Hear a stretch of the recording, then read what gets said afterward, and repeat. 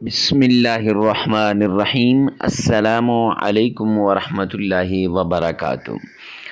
معزز سامعین کرام، آج جو ہم آپ کے سامنے حاضر ہوئے ہیں یہ اللہ سبحانہ و تعالیٰ کے پیارے کلام قرآن مجید کی ایک خاص صورت، جیسے قرآن پاک کی دلہن کہا جاتا ہے، تو اس صورت کا ایک خاص عمل لے کر حاضر ہوئے ہیں۔ پوری صورت چونکہ پڑھنا بڑی مشکل ہوتی ہے، اس لیے اس صورت کی ایک خاص آیت ہے، اس آیت کا عمل لے کر آپ کی خدمت میں حاضر ہوئے ہیں۔ یہ قرآن پاک کی ایک آیت کا عمل ہے، اللہ سبحانہ و تعالیٰ کے پیارے نام کا عمل ہے، اور قرآن پاک کی ایک چھوٹی سی صورت کا عمل ہے۔ معزز سامعین کرام، پریشانیوں سے نجات دلانے کا عمل، تکلیفوں سے چھٹکارے کا عمل اور زندگی کو بدلنے والا وظیفہ لے کر آپ کی خدمت میں حاضر ہوئے ہیں۔ پریشانی ہر انسان پر آتی ہے، تکلیف ہر انسان پر آتی ہے، مصیبت ہر انسان پر آتی ہے، لیکن بات یہ ہے کہ اب یہ انسان اس پریشانی سے کیسے چھٹکارا پاتا ہے، تکلیف سے کیسے چھٹکارا پاتا ہے، مصیبت سے کیسے نکلتا ہے۔ یہ تکلیف، یہ پریشانی، یہ مصیبت اس کو اپنوں اور بیگانوں میں فرق کرنے کے لیے آتی ہے۔ یہ اللہ کی طرف سے آزمائش ہوتی ہے، اللہ کی طرف سے امتحان ہوتا ہے۔ اب اس امتحان میں جب انسان اللہ کے در پہ جھکتا ہے تو انشاءاللہ پریشانی بھی دور، مصیبت بھی دور اور تکلیف بھی دور ہو جاتی ہے۔ لہٰذا پریشان نہیں ہونا، صرف اللہ کے در پہ جھکنے کی بات ہے، صرف اللہ کے در پہ سر رکھنے کی دیر ہے کہ اللہ آپ کی مشکلات کو دور کر دے گا۔ رزق کی پریشانی ہو، مال کی پریشانی ہو، دولت کی پریشانی ہو، کاروبار کی پریشانی ہو، یا اولاد کی پریشانی ہو، اولاد بات نہیں سن رہی، اولاد نافرمان ہو چکی ہے، تو نافرمان اولاد کو فرما بردار بنانے کے لیے یہ آیت بڑی مجرب ہے۔ اور اس کے ساتھ اگر آپ کی اولاد نہیں ہے، بے اولادی کو ختم کرنے کا ایک انمول وظیفہ ہے۔ آپ خانقاہوں کے چکر لگا کر تھک چکے ہیں، آستانوں پہ جا کر تھک چکے ہیں، ڈاکٹرز کے پاس، حکیموں کے پاس، طبیبوں کے پاس جا کر تھک چکے ہیں، لیکن کہیں سے بھی افاقہ نہیں ہوا۔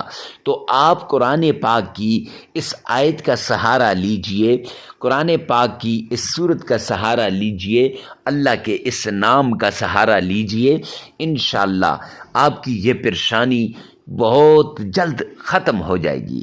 ڈاکٹروں نے اگر آپ کو کہا کہ آپ کبھی باپ نہیں بن سکتے، آپ کبھی ماں نہیں بن سکتی، تو آپ اس عمل کو کریں، اور اس عمل کو کرنے سے پہلے بھی اس ڈاکٹر کے پاس اپنا ٹیسٹ کروا لیں، اور پھر یہ 7 دن کا عمل بھی ہے، 21 دن کا عمل بھی ہے۔ 7 دن بھی کریں یا 21 دن کریں، اپنی ضرورت کے مطابق اس عمل کو کریں۔ پھر اس عمل کو کرنے کے بعد آپ وہاں ہی جائیں جہاں سے پہلے آپ نے ٹیسٹ کروایا تھا، اور پھر آپ نے دیکھنا ہے کہ 1 مہینے 2 مہینے کے بعد انشاءاللہ میرا رب آپ پر کرم کر دے گا، میرے رب کی رحمت کے دروازے کھل جائیں گے۔ وہ ڈاکٹرز بھی حیران ہو جائیں گے کہ کیسے ممکن ہوا۔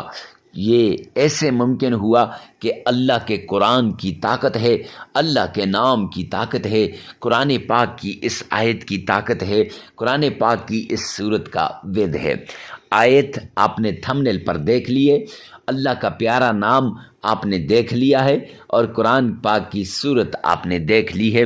تو معزز سامعین کرام، دل جمی کے ساتھ، دل جوئی کے ساتھ، پورے اہتمام کے ساتھ اس صورت کا آپ نے ورد کرنا ہے۔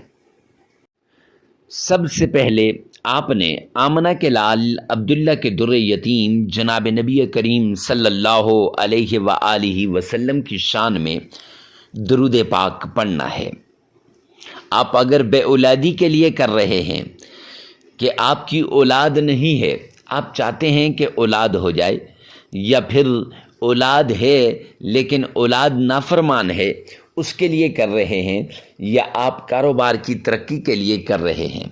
ایک بات یاد رکھنا، رزق، دولت، مال، عزت، شہرت، جس چیز کے لیے بھی آپ کر رہے ہیں، جب آپ یہ درود پاک پڑھیں گے تو آپ اپنی اس مصیبت کو، آپ اپنی اس تکلیف کو، آپ اپنی اس پریشانی کو ذہن میں لائیے اور ساتھ ہی درود پاک پڑھنا شروع کر دیجئے۔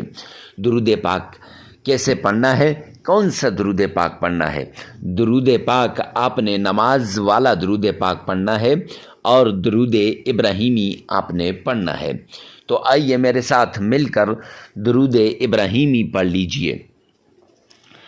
اللہم صلی علی محمد وعلی آل محمد كما صليت على إبراهيم وعلى آل إبراهيم إنك حميد مجيد اللهم بارك على محمد وعلى آل محمد كما باركت على إبراهيم وعلى آل إبراهيم إنك حميد مجيد۔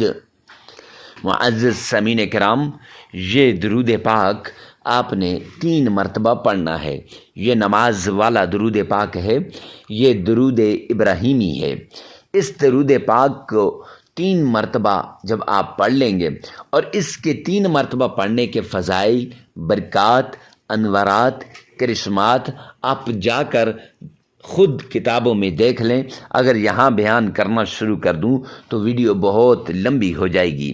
تو معزز سامعین کرام، 3 مرتبہ درود پاک پڑھنے کے بعد آپ نے اللہ کا یہ پیارا نام پڑھنا ہے، یا لطیف یا باریو، یا لطیف یا باریو، یا لطیف یا باریو، یا لطیف یا باریو 1001 بار آپ نے پڑھ لینے ہیں۔ پھر اس کے بعد قرآن پاک کی دلہن عروس القرآن جس سورت کو کہا جاتا ہے وہ ہے سورۃ الرحمن۔ سورۃ الرحمن کی ایک خاص آیت ہے جس آیت کو آپ نے تھمبنیل پر بھی دیکھا ہے، فَبِأَيِّ آلَاءِ رَبِّكُمَا تُكَذِّبَانِ۔ یہ آیت جو بار بار ریپیٹ کی گئی ہے، یہ آیت آپ نے صرف 313 مرتبہ پڑھ لینی ہے۔